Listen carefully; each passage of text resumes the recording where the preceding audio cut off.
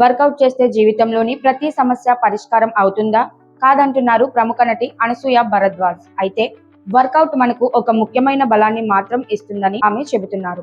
Social మీడియాలో తన work out అనుభవాన్ని పంచుకున్న అనసూయ, వర్కౌట్ ప్రతి సమస్యను పరిష్కరించదు, కానీ ఆ సమస్యలను ఎదుర్కొనేంత బలాన్ని మాత్రం ఇస్తుంది. ఈ మాట నేను అనుభవంతో చెబుతున్నాను అంటూ ఆసక్తికరమైన వ్యాఖ్యలు చేశారు. జీవితంలో సమస్యలు అందరికీ ఉంటాయని, వాటి నుంచి పూర్తిగా తప్పుకోవడం ఎప్పుడూ సాధ్యం కాదని ఆమె అభిప్రాయపడ్డారు. అయితే శారీరకంగా ఫిట్ గా ఉండడం వల్ల మనలో ఆత్మవిశ్వాసం పెరుగుతోందని, కష్టాలను ఎదుర్కొనే మానసిక ధైర్యం కూడా పెరుగుతోందని చెప్పకనే చెప్పారు.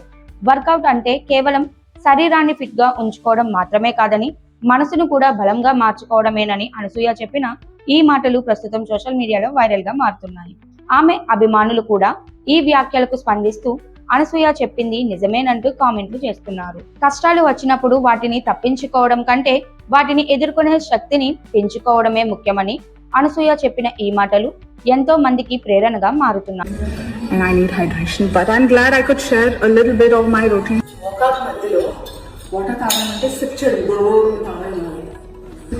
7:25 I started my workout at 6:20. I'm going to do this set one more time and then do some walking for 20 minutes.